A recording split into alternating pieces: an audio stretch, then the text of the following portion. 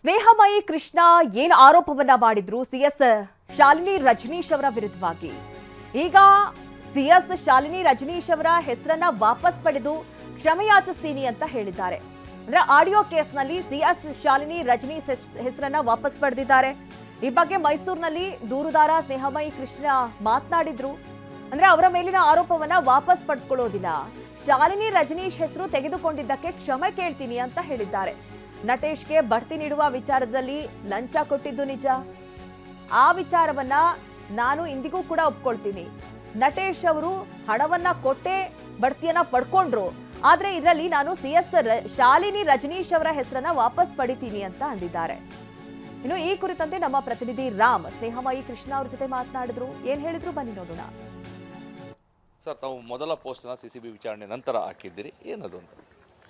Sir, ನಾನು ಶಾಲಿನಿ ರಜನೀಶ್ ಕ್ಷಮೆ ಕೇಳಿದ ನನ್ನ ಒಂದೇ ವಿಚಾರ ಇಟ್ಕೊಂಡು ಕೆಲವು ಅಭಿಪ್ರಾಯಗಳನ್ನು ತಿಳಿಸಿದ್ರೆ, ಹಾಗಾಗಿ ಆ ಒಂದು ಸತ್ಯನ ತಿಳಿಸೋಕ್ಕೋಸ್ಕರ ನಾನು ಇದು ಮಾಡಿರೋಂಥದ್ದು. ಸೊ ನಾನು ಆರೋಪ ಮಾಡೋದು ಸುಳ್ಳು ಅಂತೇಳಿ ನಾನು ಕ್ಷಮೆ ಯಾಚಿಸಿಲ್ಲ.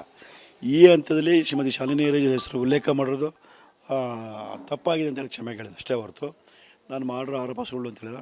ನಾನೇನು ಆರೋಪ ಮಾಡಿದೆ ಪ್ರತಿಯೊಂದು ಆರೋಪವು ನಿಜ ಅಂಥೇಳಿ ವಿಚಾರಣೆಯಲ್ಲಿ ಸ್ಪಷ್ಟವಾಗಿ ಕಂಡು ಮಾಡಿದೆ. ಸೊ ಹೆಸರಷ್ಟೇ ಅಲ್ಲಿ ತಪ್ಪಾಗಿರೋದು ಬಿಟ್ಟರೆ ಬೇರೆ ಇನ್ನೆಲ್ಲರೂ ಕೂಡ ಆರೋಪ ಸಾಬೀತಾಗಿದೆ. ಹಾಗಾಗಿ ನಾನು ಅದನ್ನು ಸ್ಪಷ್ಟೀಕರಣ ಕೊಡೋಕ್ಕೋಸ್ಕರ ನಾನು ಅವನು ಪೋಸ್ಟ್ ಹಾಕಿದ್ದೀನಿ.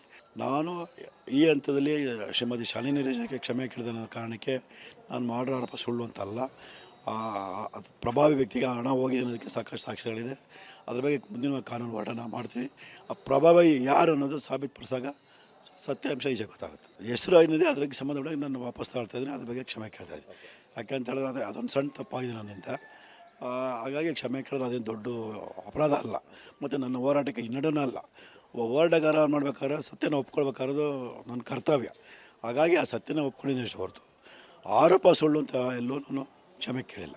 ಈ ಶಾಲಿನಿ ರಜನೀಶ್ ಹೆಸರನ್ನ ಉಲ್ಲೇಖ ಮಾಡಿ ಹಾಕಿದ ಪೋಸ್ಟನ್ನು ಅಷ್ಟೇ ಇಟ್ಕೊಂಡು ಆ ಒಂದು ಹಿನ್ನೆಲೆಯಲ್ಲಿ ಅವ್ರು ದೂರು ಕೊಟ್ಟರೆ ಸ್ಪಷ್ಟ ಕಂಡು ಬರುತ್ತೆ. ಹಾಗಾಗಿ ಅಲ್ಲಿ ಸ್ವಲ್ಪ ಅದು ತಪ್ಪಾಗಿದೆ ಅಂತ ಅನಿಸಿದೆ. ಈ ಒಂದು ಪ್ರಕರಣದಲ್ಲಿ ಅವರಿಗೆ ಬೇಕಾಗಿದ್ದು ಸ್ನೇಹಮಯಿನ ಅಥವಾ ಸ್ನೇಹಮಯಿ ಬಳಿ ಇರುವಂತಹ ದಾಖಲೆಗಳ ಅಂತ? ಸರ್, ದಾಖಲೆಗಳಿಗಿಂತ ಅವ್ರಿಗೆ ಬೇಕಾಗಿದ್ದು ಸ್ನೇಹಮಯಿ ಕೃಷ್ಣ.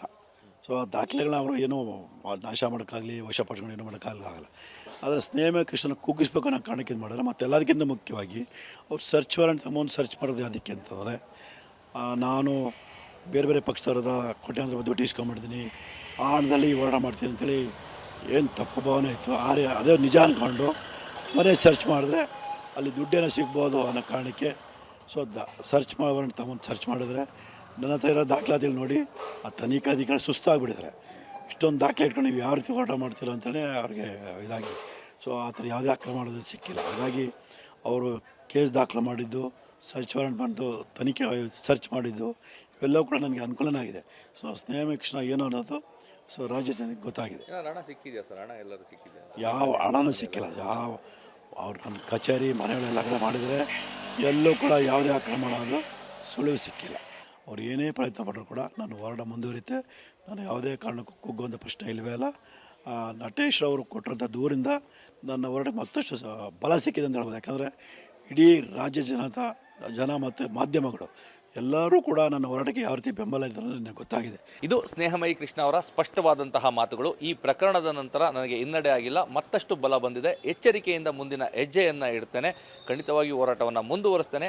ಅವರು ಯಾವುದೇ ಶತಪ್ರಯತ್ನಗಳನ್ನು ಮಾಡಿದರೂ ಸಹ ಏನು ತಪ್ಪು ಮಾಡಿದರೆ ಅದಕ್ಕೆ ಶಿಕ್ಷೆ ಕೊಡಿಸುವಂಥ ಕೆಲಸವನ್ನು ಮಾಡೇ ತೀರ್ತೇನೆ ಅನ್ನೋ ಒಂದು ಸ್ಪಷ್ಟತೆಯನ್ನು ನೀಡಿದ್ದಾರೆ.